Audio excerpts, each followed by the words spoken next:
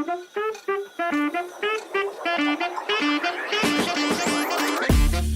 everyone, and thank you for joining us on The Blank Space today. I am very excited. I am a very big fan of the actor we have on today, Cameron Britton. He is a performer known for his captivating performances, towering presence, and chameleon-like ability to disappear into his roles. His unique blend of physical presence, emotional depth, and versatility has made him an absolute standout in Hollywood. Before his well-earned status as full-time actor, he worked as a preschool teacher for close to a decade, a testament to his patience and kindness. Cameron shot to fame in 2017 for his chilling portrayal of serial killer Edmund Kemper in the critically acclaimed Netflix series Mindhunter, for which he earned a Primetime Emmy nomination for Outstanding Guest Actor in a Drama Series, and which established him as a talent to watch. He followed up this incredible performance with Hazel in the Netflix hit The Umbrella Academy, in which his darkly comedic charm further captivated audiences.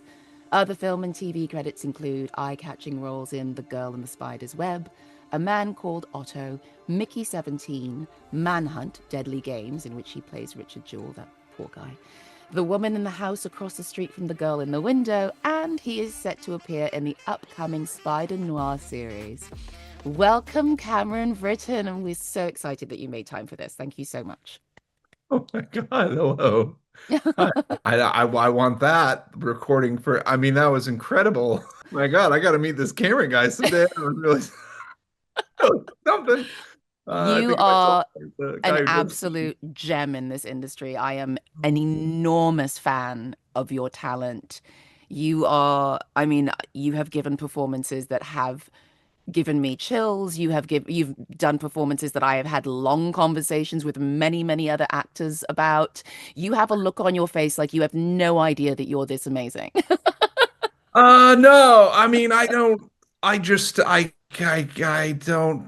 don't even know what to say. That's just too kind. And yeah, my most of my life is doing dishes and taking my son to school. So once in a while I do my job and I go, oh, that's right. I do this for a living.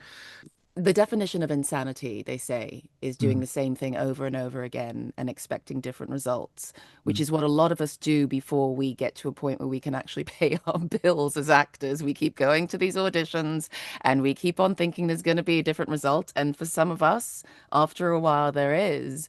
So, what is it that kept you in this profession? What is it you love about it? I kind of went in feeling for a few things. One, that there's very low odds that I ever book anything. And that's not why I'm doing this. It would be great to pay for my rent through art, but if that had never happened or if that goes away, that is what it is, right? Like Mhm. careers have highs, they have lows, and there's been more pressure, I think, once my career got going. But when I first started, this is just commercials. You're going in and they're saying stand in place and brush your teeth. I'm going, wow, I went to school for 2 years. I was doing Romeo. I was playing, I mean, I was playing people who had lost everything. Like, I can brush my teeth for you, and if you think I'm the right look for the kind of person that sells your toothpaste, then let's make a deal. But other than that, like, and then you'd get one or two lines on for an audition for a co-star and that. But I guess I just keep doing it for the love of it. I keep doing it. I was very lucky starting out because I was 14 and I was at my high school and it was a good group of kids, the grade above me. And my second year, my sophomore year, my drama teacher, I'm still very close with. Her name is Star Hergenrather, and she came in to the school and she raised tens of thousands of dollars because of her community gift. And she ended up, I mean, our theater was 900 seats because it was Oh, wow. so old that it was kind of a town hall kind of thing for the community. But it had all these old wooden seats and people had etched with knives, not even pens, with knives, for a good time call, all that kind of stuff. And she got these nice, lovely cushions on them. And she ended up getting a great sound system. Next thing we know, we got Joan Baez coming through to perform, and Oh, Second goodness. City and Arlo Guthrie. And so we have this big theater, and we start filling it. We start doing these musicals. We start doing these cool plays. And, uh, it wasn't, sometimes there's only 50 people in a 900 seat theater, so it wasn't amazing. But other times there were 900, and you're that's how it started out. Some of these people in my grade have become professional opera singers or professional editors who work with Ron Howard, or actors such as myself, painters. Grades above and below me are still working today. I don't know what it is about that I just felt so lucky to be a part of that. And it was this community thing. And that's kind of what I chase, is that community thing. It was funny, my best friend in the world of 20 years told me 2 days ago that he just did a wonderful podcast, and it was very emotional. And his name is Adam Chambers. And it Oh, turns out right. this podcast, I didn't know that. He started Loft 20 years ago, and there was nine of us to start with. And it happened again. I had this community, and it was only 50-seat theater. But I will tell you, if theater paid a third or a fourth as well as film and TV, it's what I would do for a Hmm. living. Even if it was a 50 seat, I get such a rush doing Yeah. it. So I think I do it because I love it. I do have this dream, and I can't believe I get to even feel like there's a possibility of something like this. But to be a part of an ensemble that goes for years on a television program, 'cause the ones you hear about that have these special connections, Hmm. maybe some are horrible. I mean, maybe the folks of Breaking Bad just despised each other. But Star Trek or whatever it is, that are like, wow, this is really cool what we're doing. Like, Hmm. so I think I do it for that sense of community, that project feeling, that group project. I love it. I don't know why Were you that. by any chance, and I mean, you're an actor, so there's a good possibility. I know I was. Were you a misfit when you were a kid? Oh yeah, Yeah. yeah. I live back where I grew up, and my son fits in perfectly up there, and that's why we stay up there. I just wanted him to grow up where it's green. But now that I'm an adult, I can navigate it better. But as a kid, I just thought there was something wrong with me. Just I hear you.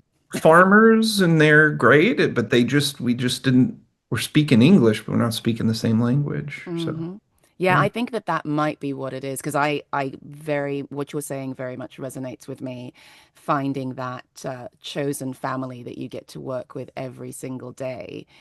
I mean, when you do get to do it, it's a blessing. And it when, I mean, I've been on shows that not everybody got along. I was fine with everyone, but not everyone got along. And I've been on shows where we still are close. We still have dinner together. We still, our kids know each other.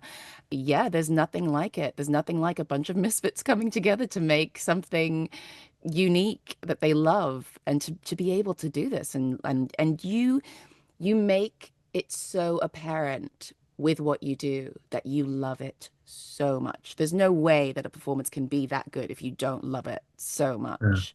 And it really does come through. If you could put together any kind of like scenario, any kind of show, be it a stage show or a television show, live audience, whatever, create something that you wanted to do for years and years and years. And someone was like, here's 10 million bucks. Do whatever you want to do. Mm. Well, yeah, it would be a stage thing if you were giving me the check, Hmm. and maybe a series of plays, maybe with the same characters. Yeah, that would be cool. People could come back each season and watch the next episodes. You're maybe familiar with Faulty Towers. Oh my God, yes, Yeah, absolutely. I don't know why other sitcoms, maybe it just costs too much, but it's one of the best pieces of TV ever made, and they would rehearse for 3 months. Yeah. They only 10 episodes or something like that, but now with the binge worthy world, like, you could. you could really just go through. I actually can't watch too many in a row because I forget to laugh and I just start getting stressed out because John Cleese is so angry and I forget that we're supposed to be He laughing does he at does him. yell a lot on Faulty He is Towers. so pissed off and stressed out and unhappy. It kind of wears on you. I've gone to a shooting of a sitcom and sat in the audience when, oh, okay, you get to marry the film television world with an audience. That can be pretty fun. That could It's be pretty cool. it's kind of ideal because you get to rehearse for so many days. And then the reason why it works so well, like so many of those shows work so well, is you've got a live audience. They're letting you know in real time whether or not the jokes work. And if they Yeah. don't, you just rewrite them Yeah. right there. It's Yeah. pretty cool. And you get to do something different every week. So yeah, so if you were to give me the money and I were to make something closer to the patience that Faulty Towers or an I Love Lucy or an Andy Griffith Show had, if you were able to set it up even just a couple laughs here and there, and then the final scene, it all comes together and kills you. You could have some drama. Andy Griffith Show had that drama in it. You could say, we're not going to put this pressure on ourselves to rehearse and write and audition and fire someone and bring in. We're going to set this up to where maybe we do an actual show a month.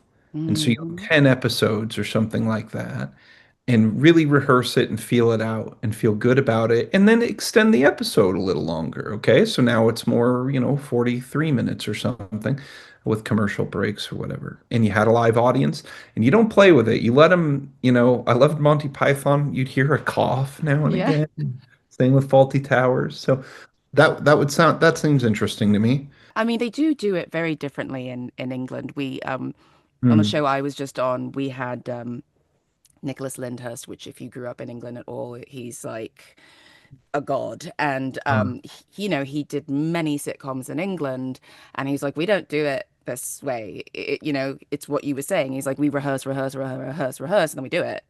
Like there's not Right. people running around rewriting everything, and like we know what we've done, what we've crafted, and we believe in it, and that's it. Right. Yeah. Right. That's great. Yeah, that's the idea. I felt like Fleabag was that way. Such a good show, and it came at just the right time for so many things. Like, there's not a lot of funny stuff anymore, and there's not a lot of truly dark stuff. And that she was able to pair those two things together and come up with something so absolutely, I mean, it's perfect. It's a perfect show. So good. I'm curious. Are you are you someone who gets to pick and Hmm. choose what you do and you don't do, or have you just been lucky enough to work on so many brilliant shows and films in so many brilliant roles? Well, I recently got offered a role for the first time in years. I think The Woman in the House was the last offer, and it is a bit nerve-wracking. There are directors who, no, I want everyone to audition because I don't want them to show up to set and we go, "Oh, you picked that voice? That's your character's voice?" Like, what do you mean your character is from Alabama? We're not doing, what you're doing isn't working. I mean, There Will Be Blood. They had to start over because Daniel Day-Lewis, what he was doing wasn't, he was making these choices. And PTA went to him and said, "It's not working." And he's in character and he goes, "I don't know what you mean." He goes, "You need to come see the dailies." And he was like, "I don't do that." He was like, "You need to come see." He watched him and was like, "Oh, it's not working. Okay. Okay. Starting over." And like, the offer thing is, there is a reason they see this for you. And that's what's happened in this latest thing. And I start shooting Friday and we'll find out. I said, "Are we doing table reads?" They said, "No." It's nerve-wracking as hell. But also, some of your best work comes when you have to discover in the moment. So Yeah. I think a lot of our job is to learn how to more and more and more and do that. In fact, the more I learn that, the less I understand how actors develop physicalities and voices for their characters because it's harder to be in the moment in a way. I've been lucky to end up in really, really great projects for sure, and I got very lucky. I mean, with Mindhunter because it I'd never even been a guest star before, and suddenly, I'm still hoping to pay my rent through art at this point, and suddenly it's the best of the best director and the best writing and Netflix when they were in that crazy award race when Hmm. suddenly TV was like it was with film in the 70s. We're like, oh, the best work gets you the most audience, so that's what our focus is. And it was insane. We had $90,000 an hour rehearsals. We were just doing every. I mean, the showrunner, my direct David Fincher is at my fitting. He's there. He's saying you should wear these jeans. He says you need to let him take those home. He say, Cameron, you need to sleep in these jeans because, and I'll be able to tell if you haven't. Like I need to see that this man, this prisoner, would only have two pairs of jeans in his life. They have to look worn in, all that kind of, and then of course all the Fincher takes and all of his advice and all of his notes and all of it. So to come out of that and for people to go, who is this person? And I go, I don't know. I didn't know. I was trying not to get fired. And that's honestly usually my goal is like, okay, I don't think I'm gonna get kicked out of Hollywood. But then instead, you, on an outstanding show, you ended up being one of the most outstanding parts of an outstanding show. I mean, no one else could have played that role the way you played it. No one. There's no one on this planet you couldn't convince me. It really seemed to connect with people, and I did weirdly seem to connect with this person I've never met and I never will, who did a horrible, horrible thing. I think it gives Hollywood some trust, and they say, well, I want a large, gentle guy, and so my name comes up.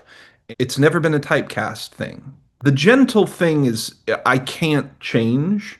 I worked with Tom Hanks and he said, he just doesn't play bad guys. Nobody really asks him to. The few scripts he's got are like twirling mustache Russians, like give me the launch code, Mr. Bond kind of thing.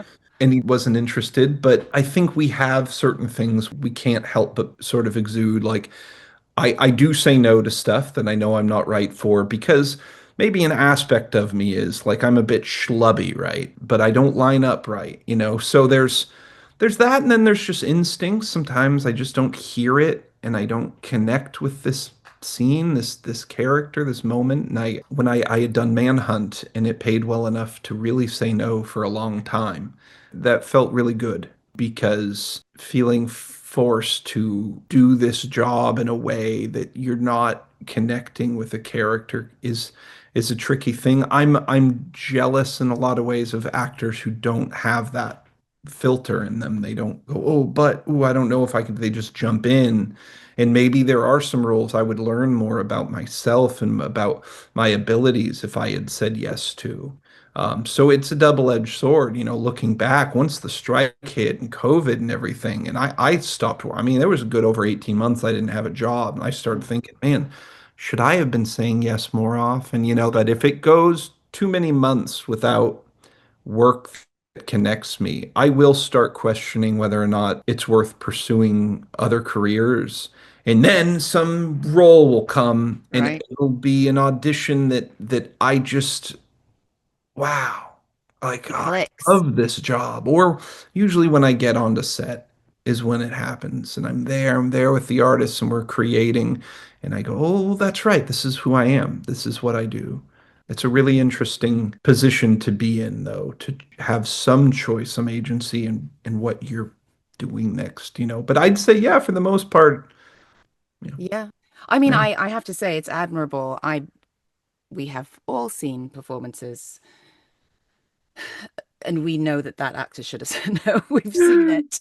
And I too have I've come across things where I'm like, oh no, I know what they want and it's not me.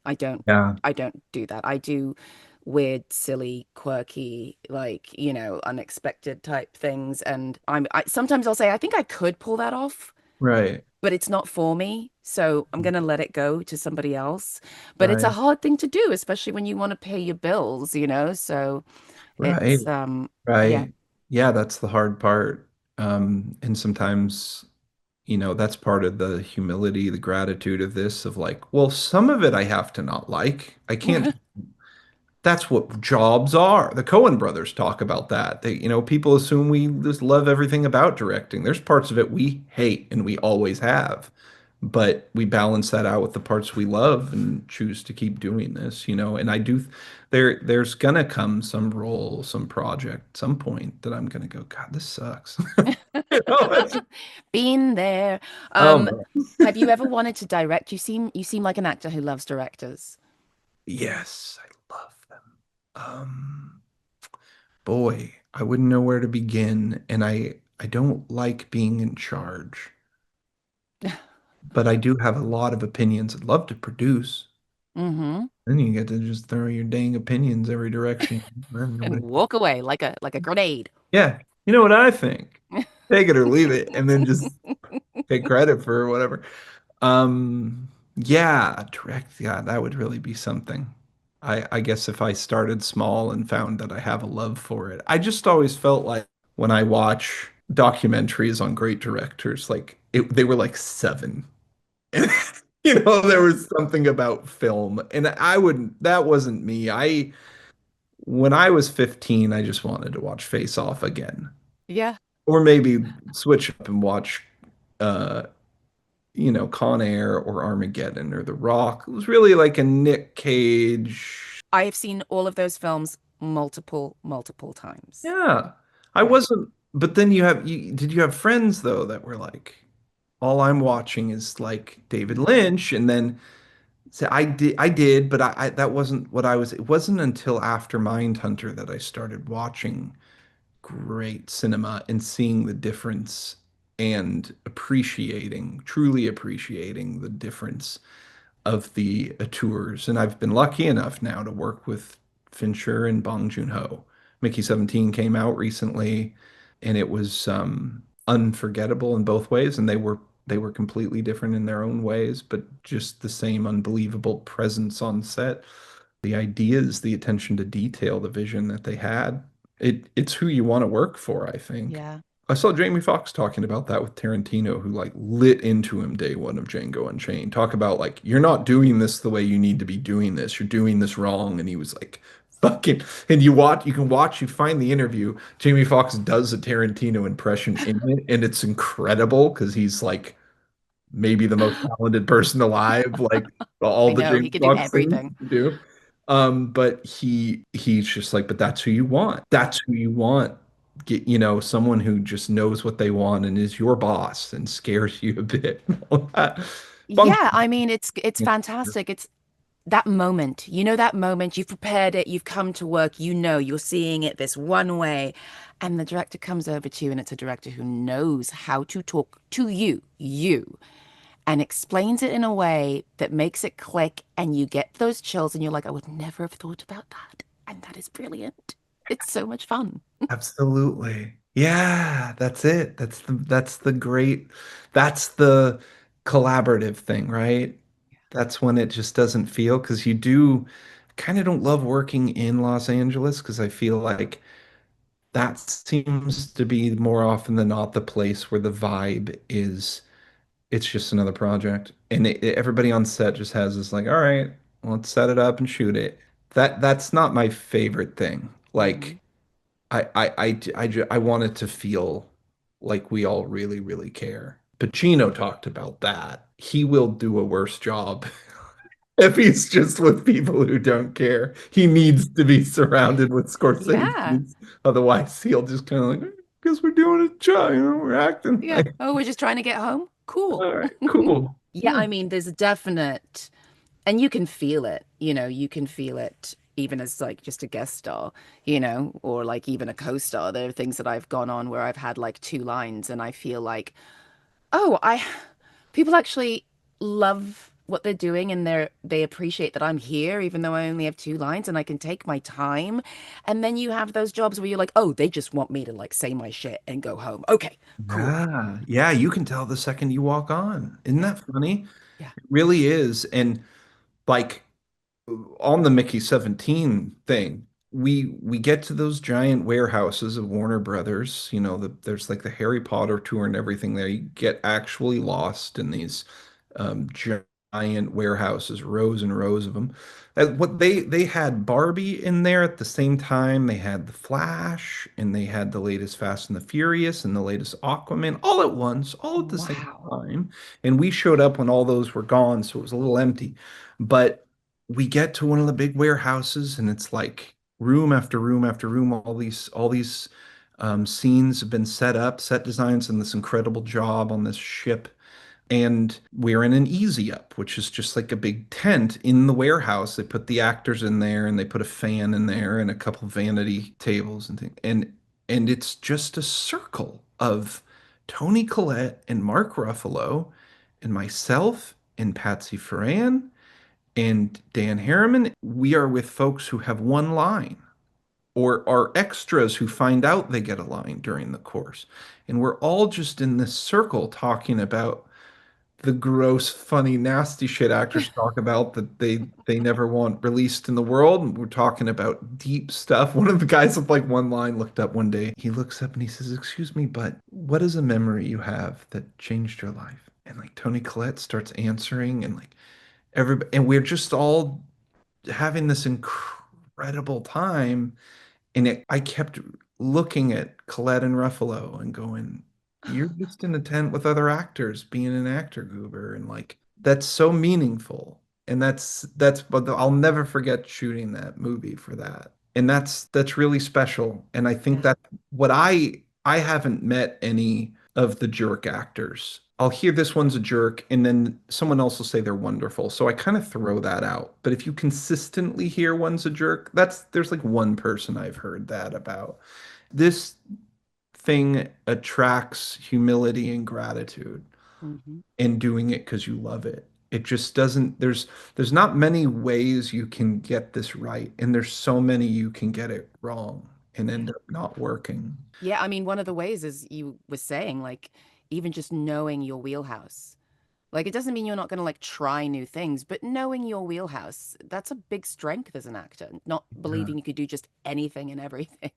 Yeah. Yeah, it really is. And ending up some people get bitter like, "Oh, that should have been me," and this and that. Yep. We're creators. We're going to have some really bad ideas and we need people to rein us in. We also need to feel comfortable enough to take those risks to make a bad job. I mean, I've seen some of the best actors. I've seen them just they have to do an emotional scene, so they just do the shit that gets cut, man, some pretty bad work because they know they can fuck around and find this. Coppola said for Apocalypse Now, if anyone listening hasn't seen it, Brando has these one shots of him coming in and out of shadow and looking up, and he's talking and he's often with his head down. You just hear him talk with his bald head. Well, part of the reason he's in and out of shadows is because they needed him to do ADR because he couldn't remember his lines. And part of the reason he's looking up is his lines are taped on the ceiling. This is an Academy Award winning performance that is undeniably powerful.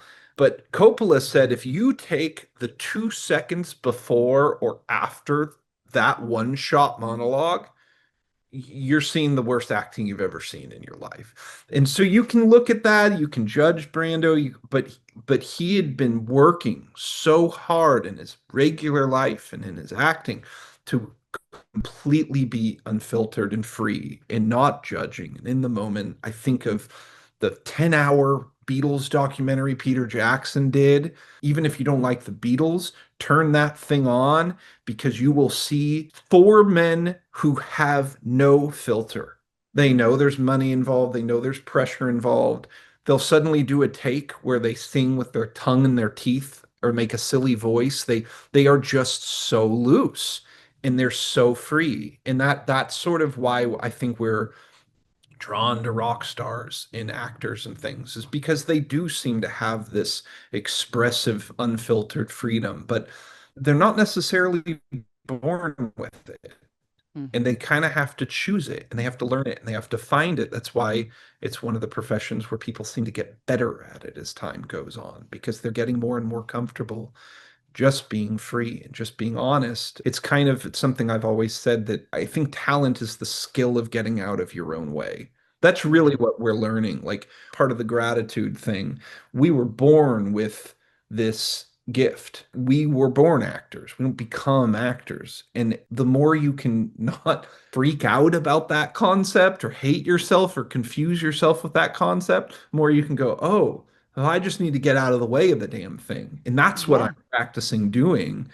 Yeah, it's Uh, the not centering yourself. It's centering the work as opposed to centering yourself in the thing. right, You know, right. that's why also, some people, we were talking about this the other day, why some people get bitter or jealous or nasty. They're centering themselves and making everything about them instead Yes. of the work. Yeah. They're thinking, how do I look? How was that line delivery? Is this Hmm. person making me look bad? Is this, yeah, Yeah, that's why didn't I get that why. chance to do that? Why, yeah. I tell you something, and it's also age. The older you get, the less you Mm, care.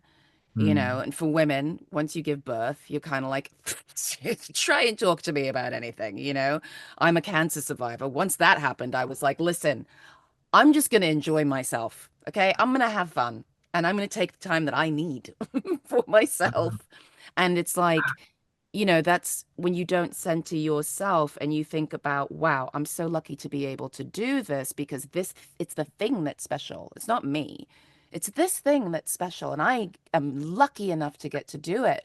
So I'm going to enjoy myself. I'm going to take my time, Beautiful. you Yeah, know? absolutely. When Yeah. you can do that, it's like we're so lucky to get to do So this. lucky. And if you're able to be in a position where you're not having a day job, then it doesn't mean you just sit on your laurels. It means you spend the time learning how to be more present in the moment and more all the things we've been discussing, more Mhm. open and free and grateful and all those things. I kind of think you asked me why I do it. There are many answers to that, but one of those main reasons is that if I'm a plumber, I don't have to be like tightening that pipe and thinking, but who am I? Who am I?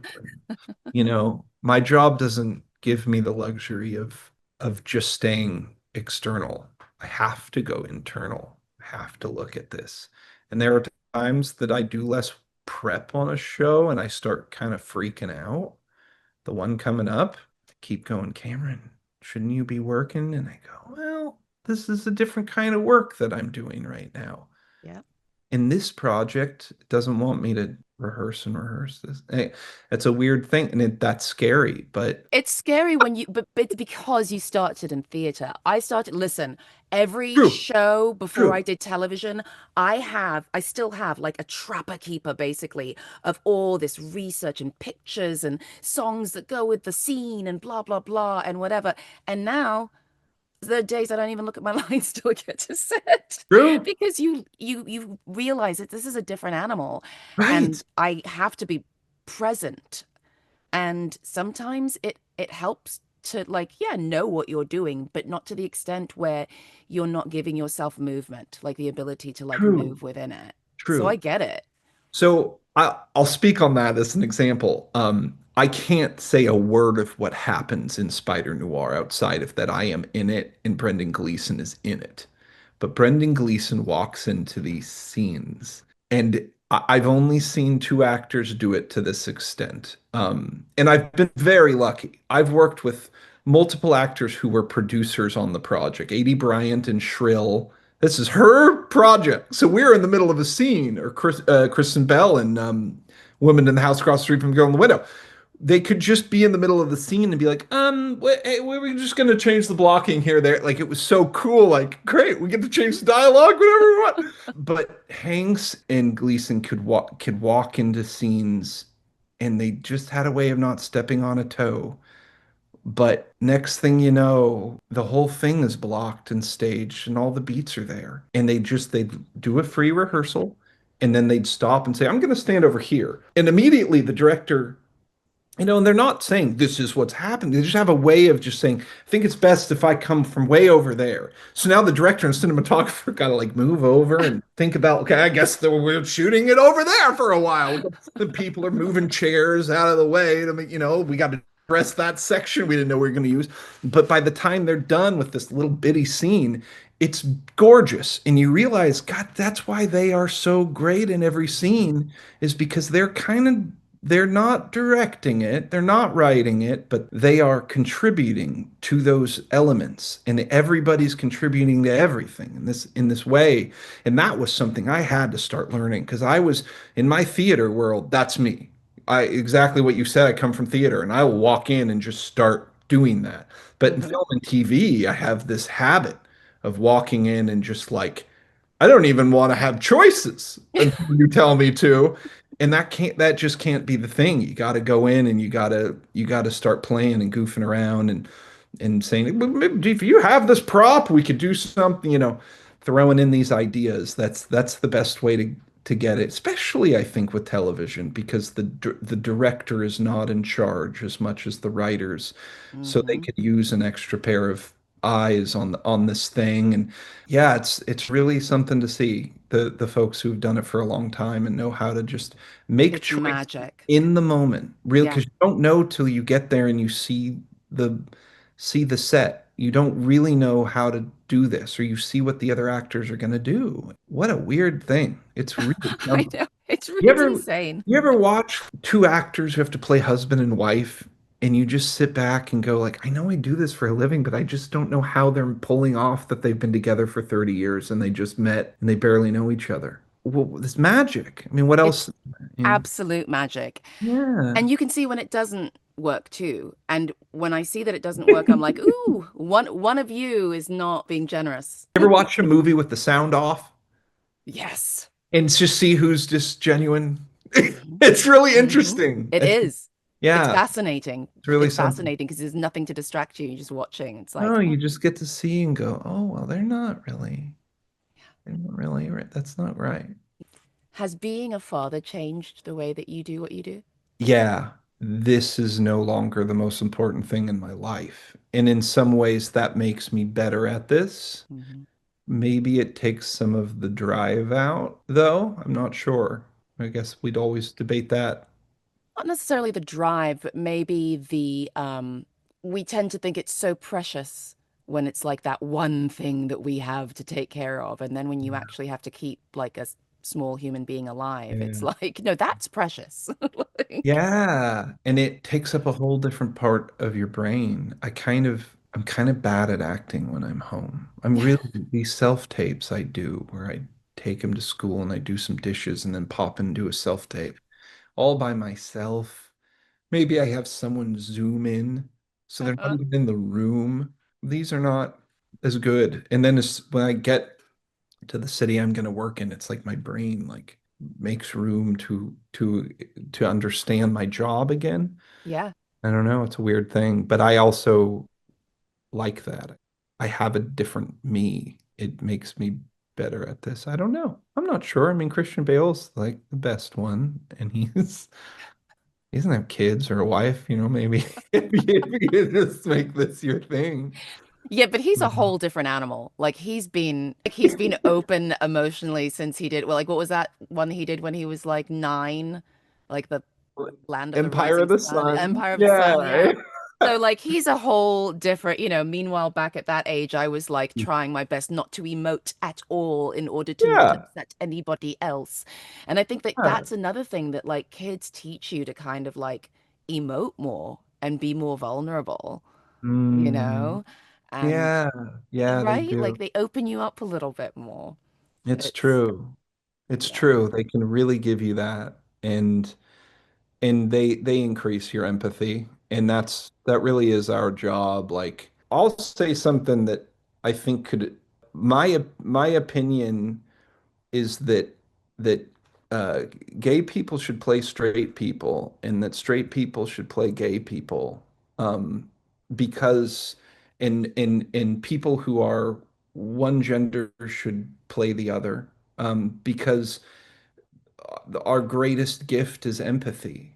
Mm, Human's greatest gift, but it's also the hardest thing we can do. It's the single hardest thing. And if you've worked for 10 hours that day and you get home, you're tired. You worked all day at the DMV. It's hard to get that empathy going. So you turn on your TV and you and I, Tokes, have done that for you. We've done the empathy thing, and then you and I all get to share in this empathy for this imaginary person. mhm, When you watch something like Tom Hanks in Philadelphia or something, mm, and you say, here's a straight man who is so deeply empathized with the gay person that I'm believing that they are gay. We're all lost in this pretend world mhm, where he's not Hanks, he's this gay man. Maybe I could empathize a little more in my own life with gay people. If a gay man just plays a gay man, I of course the empathy's there and we can still feel much, but I feel like saying, "Hey, I'm straight." And that's straight. Take Sean Penn, who is headbutt scary, intense. mhm. He will actually fight you for taking a picture of him. Like he's very intense and you would think, okay, well, he's Mystic River, this is as hetero as it gets, and then he comes out with milk. Yeah, And you can go, oh, if Sean Penn can empathize with gay people, maybe I can too. yeah, I think there's some Michael Douglas playing Liberace. If you haven't seen Behind the Candelabra, pretty I would, amazing. I would never have thought that. So you're welcome to cut that. You're welcome to say Well, you no, don't agree because what with it. And if you air it and people are furious, I am happy to defend it, and I'm happy to be taught that I'm wrong. But so I don't think you're wrong. I think that the problem is where we are at in this world and in this profession, in this art space, in Hollywood especially. It's the same thing with like quote unquote like white people taking black roles or whatever. In an ideal world, in 100 years, it won't matter. The most talented person will get it, and they'll be so talented they'll be able to play anything.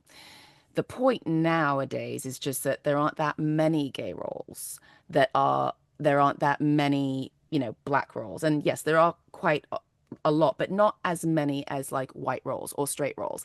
And so I think right now it's just that gay actors and black actors, Latino actors, whoever, are not getting the opportunities because there aren't that many roles written for them. And so in the space right now, it is important for gay people to play gay people and black people to like keep that, like don't give it to a white person or whatever, just because there aren't enough. But ideally, we get to a point where there's enough for everybody and everybody gets to play. Like that's one of the most wonderful things about theater, for instance. Like there's blind casting so much more in theater than there is in film and television. And you get to see these amazing roles, that were written for whoever, performed by somebody who you would, a woman playing a man, or a cast where like everyone in it is black and Othello is white, or, whatever. You get to play a little bit more on stage. And I hope that one day we do get there because you are absolutely correct. That is what builds empathy. And not only that, when you have those guys like Tom Hanks and Sean Penn, who straight America, let's say, it's like, oh my God, they're wonderful. And 80% of those people hate gay people. Then they go to see this Tom Hanks film or they go to see this Sean Penn film and they're like, oh, it's a film I would never have watched otherwise. And Mhm. yeah, then you open people's eyes, you open people's worlds, you like tap into their empathy. Absolutely. So I absolutely know what you're saying. And I do, in theory, absolutely agree with you. Mhm. Absolutely. It's Right. just where we are right now, especially in America. You go to Canada, you go to England, you go to Australia, there's a little more color. Like, Sure. Sure. Yeah. yeah, I think because I don't sit in a position of someone who is black or gay, that I often don't say, oh, I'm noticing there's not as much representation. And if they are underrepresented, we can't have that. And exactly. I think of the new Lord of the Rings show. I see that there are hobbits who are black, and I see people say, well, that's not what J.R.R. Tolkien would have wanted. And I think, well, first of all, let's not decide what he would have wanted. Right. Second of all, I feel like you're definitely hiding behind that. Like you have this principled thing about that most importantly, on page 3, you can do it on one hand, of the introduction of the first Lord of the Rings book is the description of hobbits. There are multiple races, and some are dark-skinned. So, yes, it is what Tolkien wanted. So now that Yeah. it's what Tolkien wanted, are you okay with it? Right. Ask And on top of yourself, are that, you okay with it? by the way, they're hobbits. They don't exist. We can make them They whatever don't we want. exist, you son of a bit. So, same with mermaids. Here's where if I'm watching that show and I say, these actors are doing a very bad job.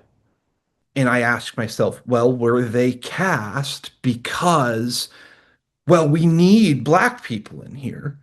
Then I say, well, now we start getting into a tricky situation, right? Where we go, well, I want to make sure that it's the best actor. It's like, so Hmm. it kind of goes, and if you're going to say, well, no, we have to make sure that we're representing everybody. There's a large village of hobbits. Okay, well then it can't be this black actor because they're not doing a good enough job, and we're I trying mean, to that do Lord of the definitely. freaking Rings here. Exactly. And I You agree with know? you because what happens, and you see this a lot, there's like this small pool that the casting agents have where they say, okay, we've got a trans man in this show, and they know two trans actors. And it's like, but can you reach out a little bit more? There are hundreds of talented trans actors who've never had an audition. Go find them. Yeah. Go find them. That's how you make the pool bigger. And that's part of the problem is there's been so few roles that like most agents don't even bother to have like more than like one black actor on their Well, roster. so right, so that's sort of the problem is like since there are far less trans actors, I feel like you need to go outside of what you'd normally do, which is send a casting call. You Yes. should set up some community audition thing to just have them come do monologues, come do something so you can start really looking, Yeah, give people more of a finding chance. folks. Yeah, I mean, Yeah. listen, Bernie Telsey Yeah. did Give them that. more of a Bernie Telsey did that for Rent. He was like, I cannot cast well trained actors in this. I don't want to. I want people with like authentic rock voices. Hmm. Um, I Right. lined up for 8 hours to audition for Bernard Telsey, and I went all the way to almost being cast. And that helped me, just that helped me get a little bit further in my career. Bernard Telsey doesn't have to be spending hours and hours and hours and several days in a row trying to find talent. He has a roster. But the fact that he's doing that just goes to show he knows there are thousands of talented people out there who he's not going to find through an agent. I promise you, you go to some of these high schools around the country, you send some assistants, and they get to go watch someone. We could really find some great work out there. If we don't have conversations like this and people aren't able to express their thoughts, how do we learn from each other? I don't How? know. I don't know. I love I love that we are looking at this and we're trying to shift things. And I don't mind that some of it's been messy and some of the choices have gone to places that were too far one direction or another, as long as we keep talking. We are scared to like talk to say, can I say this? Can I say that? And some people are very ready to be offended. We were just talking about it. There's young actors that they are very uncomfortable in their uncomfort zone. Hmm. And I don't know how to help them realize you kind of have to choose it to say, I'm not going to live in my comfort zone. I'm going to get comfortable in my uncomfort zone. You have no idea how much respect I have for you and your talent. You are really, I mean, really, you are, every now and then I will come across someone who I'm like, oh, I'm so excited to see what they do next. And you are one of those people. Absolutely. I'm so honored that you took the time Oh, to have this conversation. I can't agree more. This has been the best part of my day. This has been really lovely, Tokes. Thank you again for Oh, your time. I will definitely be finding you at the festival. I'm going to give you a big old hug. This has been okay. so wonderful. And thank you guys for listening. Thank you for your time. And, if nothing else, find what makes you happy.